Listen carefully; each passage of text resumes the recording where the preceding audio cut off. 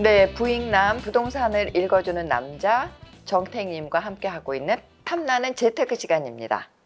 그래서 부익남의 핸드폰엔 어떤 부동산 어플이 깔려 있는지 열어봐도 돼요?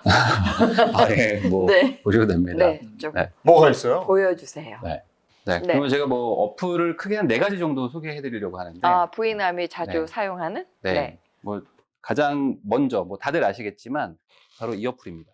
네이버 부동산. 저도 유일하게 저도 보는 게 이거예요. 네, 맞아요. 이 네이버 부동산은 사실 뭐 전국의 거의 모든 물건이 다 올라온다라고 보면 될 것 같아요. 그래서 여기 있는 물건이 거의 실제로도 있는 물건이 많아서 실제 매물 확인하는 용도로 가장 좋다. 네. 시세 확인하기도 좋죠. 네이버 부동산.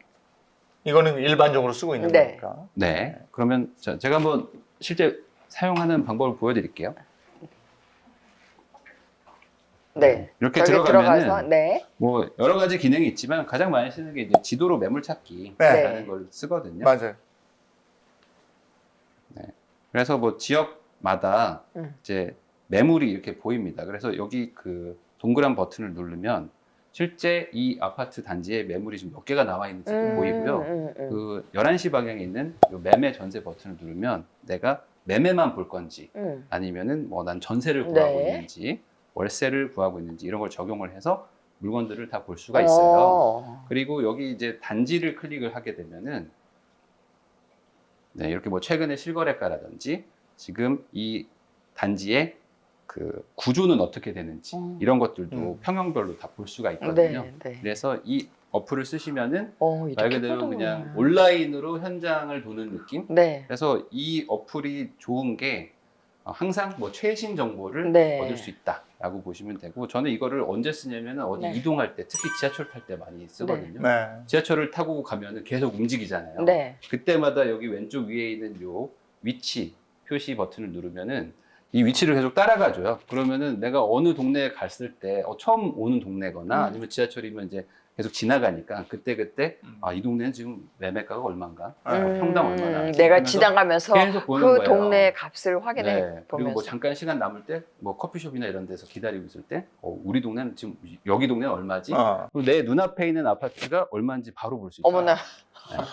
이런 식으로 이제 쓰면서 뭐 평형도 보고 구조가 괜찮네 하면서 최대한 이제 많은 정보를 얻을 수 있다. 그렇게 많이 씁니다. 이게 일반적인데 또 다른 어플들도 있는 모양이죠? 네, 두 번째로 쓰는 어플은 바로 이제 부동산 지인이라는 어플입니다. 이건 모르겠어요. 네, 부동산 지인 어플도 많이 쓰시는데요. 이거는 이제 어떤 지역의 지금 매매가가 어떻게 변화하고 있는지 그래프로 좀 보여주는 게 있고요. 그리고 뭐 입주나 아니면 그 수요량이 어떻게 바뀌고 있는지 이런 것들을 좀 볼 수가 있어요. 그래프 이래서 저는 지금 실제로 정이 뚝 떨어졌어요.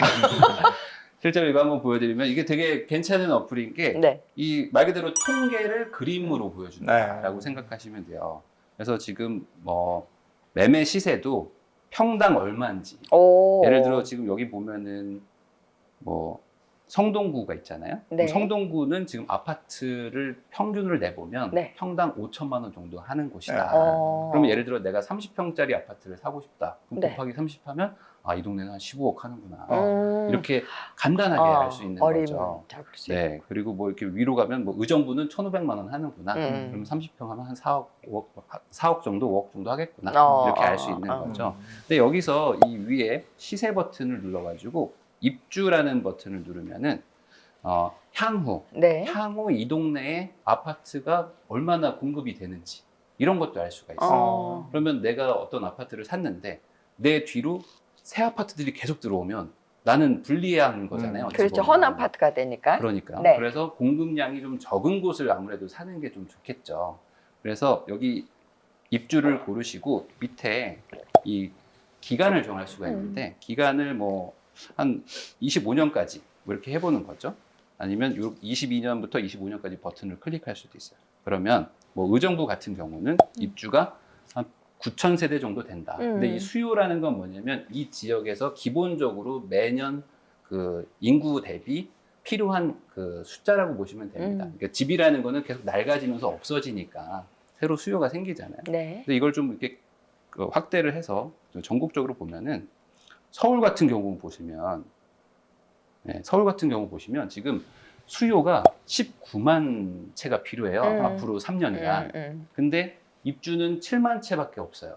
그 말은 앞으로 12만 채가 부족하다는 거죠. 그렇죠. 그럼 앞으로 서울은 3년 동안은 이 주택난에 시달리겠구나라고 예측을 해볼 수가 있는 거고, 경기도도 수요와 그 입주가 거의 비슷비슷하거든요. 네. 그러면 이 수도권 안쪽은 앞으로 3년 동안은 집 그냥- 문제가 뭔가 있긴 있겠구나라는 거를 볼 수 있죠. 그래서 뭐 지방도 다 데이터가 있기 때문에 내가 투자하고 싶은 곳에 어떤 공급과 입주량의 그 차이를 한번 보시면 좋을 것 같습니다. 자, 그럼 다음으로 세 번째 어플은 호갱노노라는 어플인데요. 이건 뭐 네. 무슨 말인지 모르겠네. 이 호갱노노 어플도 뭐 다양한 기능이 있는데 네. 이 중에서 뭐 쓰는 기능 중에 하나가 이제 학원가를 찾을 수가 있어요. 이건 또 학원가가 나와요? 그래서 대치동? 네.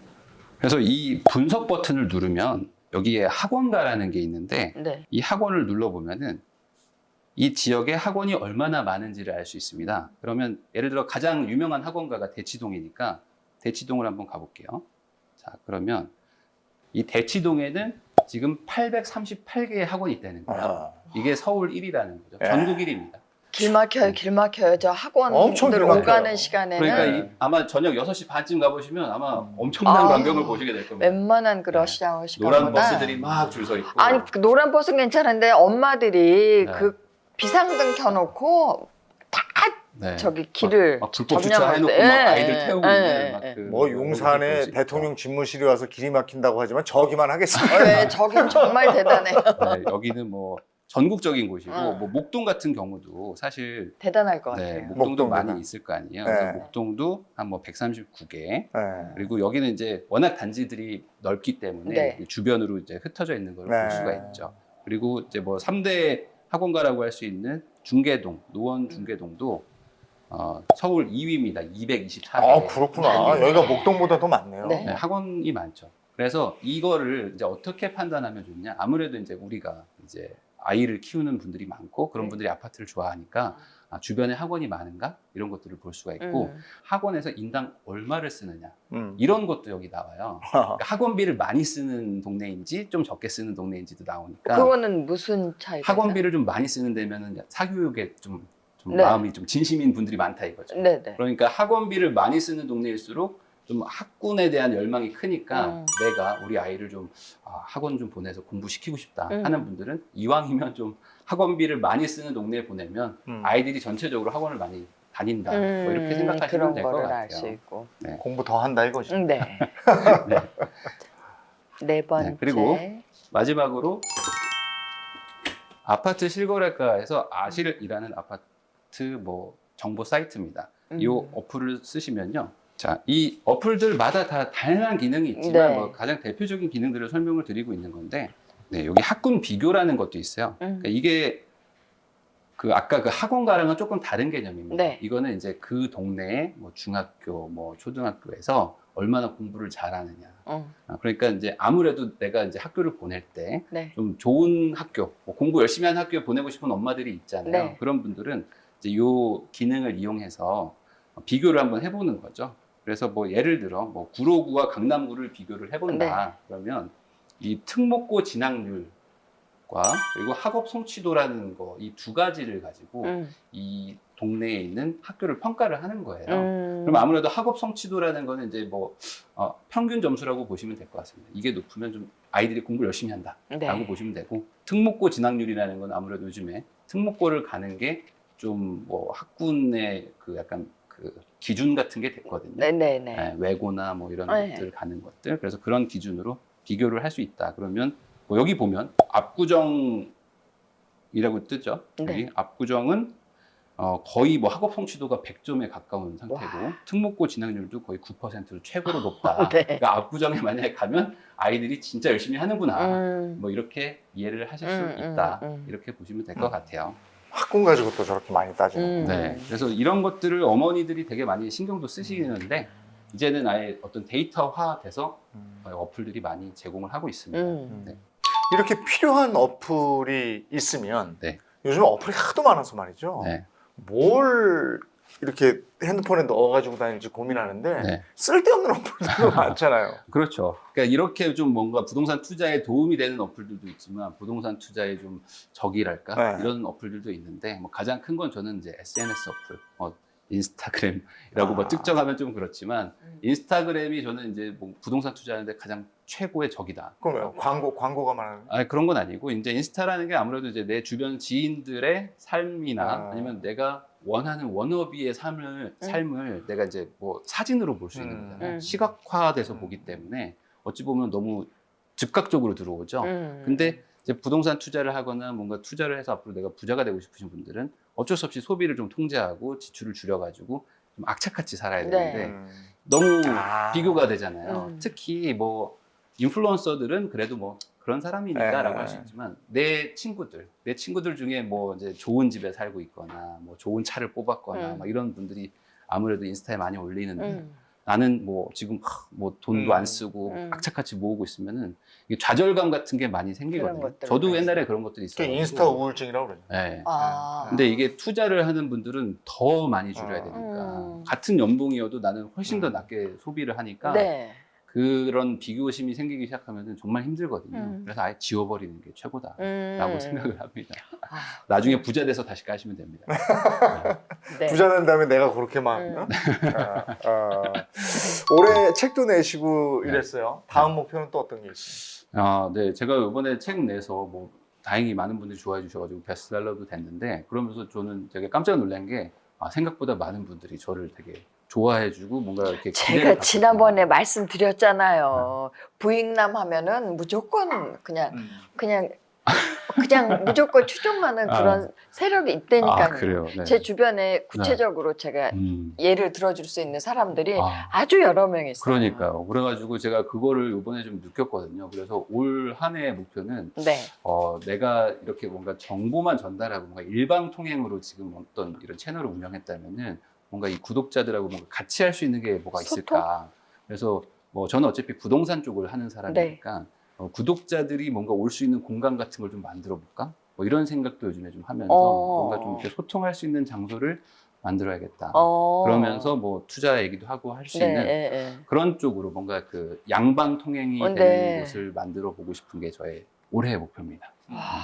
부익랜드 만드는 거예요. 부익랜드 만들어서. 말 그대로 그냥 부동산으로 하려고요. 부익랜드. 부동산, 동산. 거기 사람도 굉장히 엄청나게 몰릴 텐데. 부익단길 뭐 이런 거 많죠.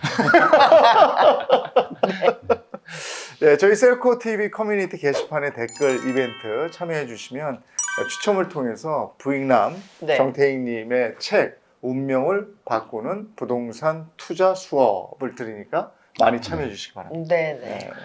오늘 함께 해주신 부익남. 또 오랜만에 나와서 또 많은 얘기 한 것 같아서. 아니 그래도 부족해요. 좀 이따 다시 또 만나요. 오늘 감사했습니다. 알겠습니다. 감사합니다. 고맙습니다.